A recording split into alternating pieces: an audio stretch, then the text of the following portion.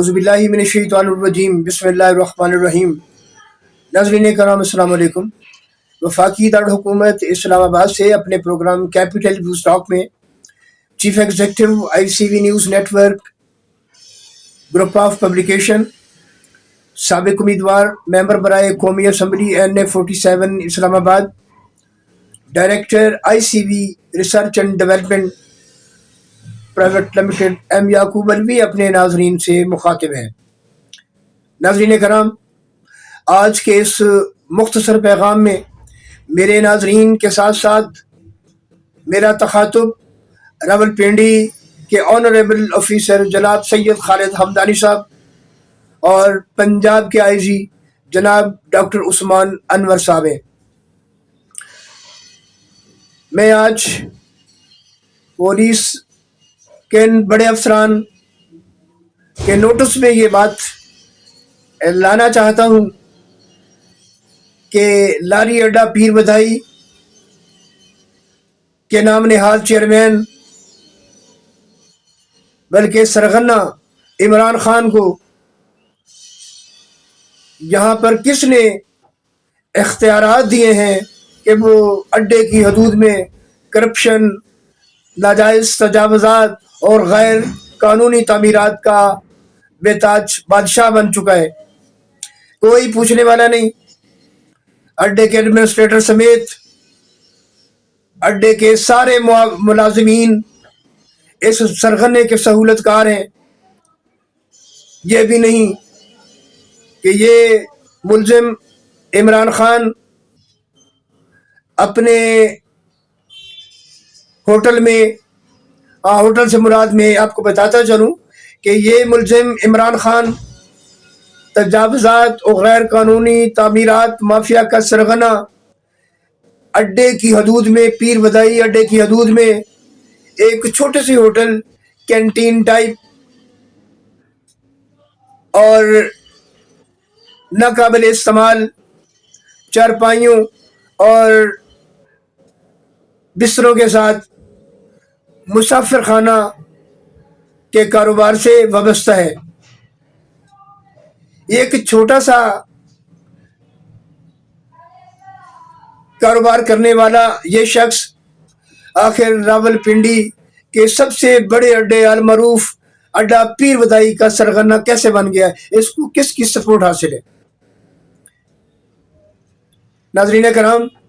میں اپنی پیشہ ورانہ سرگرمیوں کے ساتھ، پیشہ ورانہ ذمہ داریوں کے ساتھ اڈا پیر بدائی میں کرپشن، بدعنوانی اور مختلف کرائمز کے ساتھ ساتھ تجاوزات اور غیر قانونی تعمیرات کے سروے کے لیے کام کر رہا تھا کہ کام کے دوران ایک خوفناک چہرے والا لم تڑنگا فرد میرے سامنے نمودار ہوا اور مجھے دھمکی آمیز لہجے میں بولا کہ آپ کون ہیں؟ میں نے بڑے انہماک کے ساتھ اس کی طرف دیکھا، اس کو میں نے سمجھانے کی کوشش کی۔ بھائی، اس کو میں نے اپنا تعارف کروایا کہ میرا نام محمد یعقوب الوی ہے، میں ایک ادارے کا سربراہ ہوں اور اپنی پیشہ ورانہ اسائنمنٹ کے ساتھ آج اڈے میں یہ تجاوزات اور غیر قانونی تعمیرات اور تاجروں کو درپیش مسائل کے حوالے سے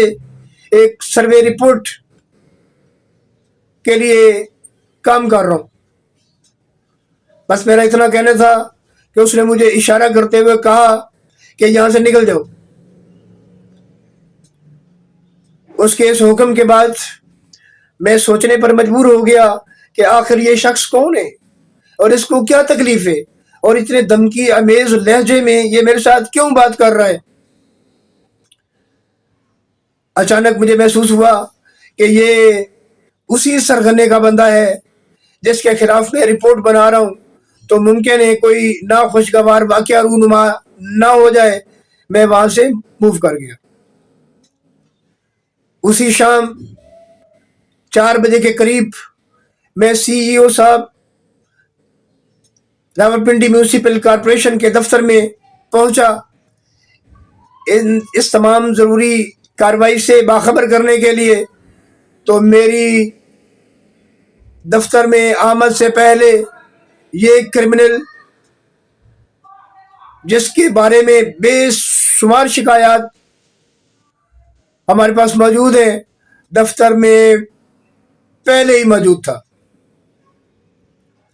سی او صاحب کچھ فائلوں کے دستخطوں میں مصروف تھے۔ میں نے تھوڑی دیر انتظار کیا۔ سی او صاحب نے جو ہی فراغت ہوئی، انہوں نے مجھ سے پوچھا جی الوی صاحب بتائیے۔ تو میں نے ان کو بتایا سی او صاحب اتفاق سے آپ کے اڈا ایڈمنسٹریٹر ٹیپو سلطان صاحب اپنی طبیعت ناسازگاری کے تحت یہاں سے روانہ ہوئے ہیں، اور جس کے خلاف شکایات ہیں وہ موصوف آپ کے دفتر میں یہ موجود ہے۔ بس میرا اتنا کہنا تھا کہ یہ نام نہاد چیئرمین، یہ مافیا کا سرغنہ، یہ تجاوزات مافیا اور غیر قانونی تعمیرات کا سرغنہ بڑا کوٹا اور مجھ پر حملہ آور ہونے کی کوشش کی اور اپنی زبان میں بڑبڑاتا رہا، مگر سی او صاحب نے مکمل خاموشی اختیار کی، جس پر مجھے یہ خدشہ ہوا کہ کہیں یہ سی او صاحب اس کرمنل شخص کے، اس ملزم عمران خان کے سہولت کار نہ ہوں۔ خیر،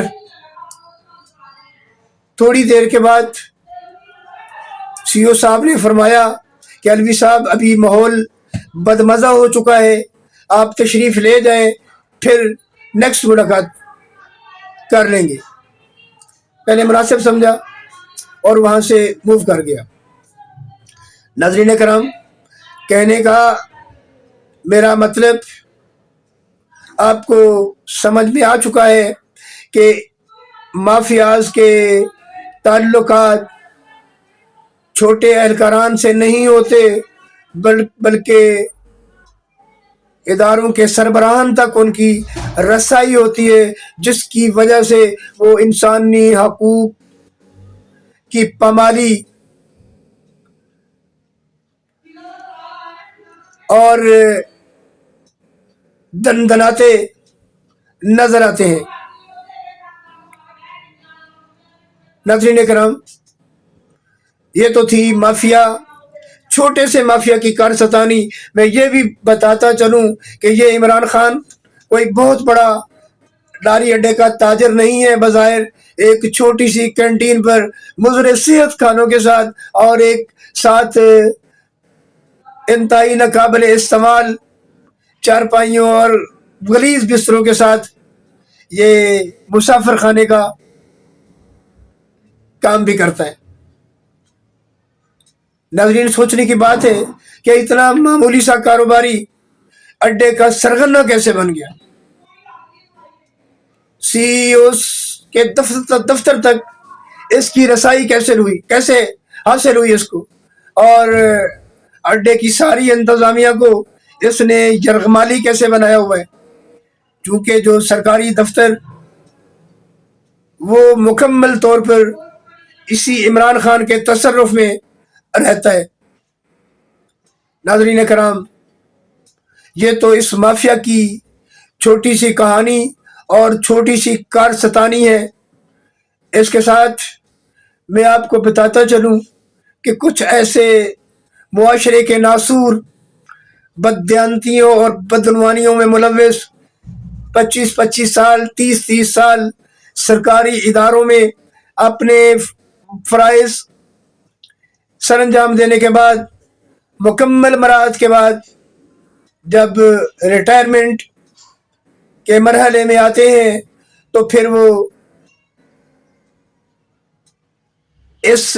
صحافت کے تقدس کو پامال کرنے کے لیے شرافت کے لبادے میں ان کی صفوں میں داخل ہو کر نہ صرف صحافت کے تقدس کو پامال کرتے ہیں، بلکہ بدنام زمانہ مافیاز کے مالشی پالشی اور ٹاؤٹ کی حیثیت سے اپنے اوپر یہ فرائض عائد کر لیتے ہیں۔ مافیا کے جوتے چاٹنا، مافیا کی سرپرستی میں صحافت کے تقدس کو پامال کرنا ان کا مشغول شعبہ بن جاتا ہے، اور یہ صبح و شام اسی مکروہ دھندے میں ملوث ایک گنونا کردار ادا کرتے رہتے ہیں۔ میں سمجھتا ہوں ایسے بدنما چہروں کو چلو بھر پانی میں ڈوب کے مرنا چاہیے، شرم آنی چاہیے ایسے لوگوں کو جو مافیا کی سہولت کاری کے ساتھ صحافت کے تقدس کو پامال کر رہے ہیں۔ ناظرین کرام، ان مکروہ چہروں سے بھی میں آپ کے سامنے پردہ اٹھاؤں گا کہ کون کون نام نہاد صحافت کے لبادے میں لپٹا کالے کالے کرتوتوں کا حامل کون کون شخص کس کس مافیا کس سرغنہ کی ٹیسی کرتا ہے، جوتے چاٹتا ہے، میں انشاءاللہ آپ کو ضرور بتاؤں گا۔ یہ ایک مختصر سا پیغام ہے، انشاءاللہ اس کے اوپر تفصیلی بات چیت میں اپنے تفصیلی ولاگ میں آپ کے سامنے رکھوں گا، لہذا اپنے میزبان ایم یعقوب علوی کو اپنے تفصیلی ولاگ تک اجازت دیجیے، جب تک کے لیے اللہ حافظ۔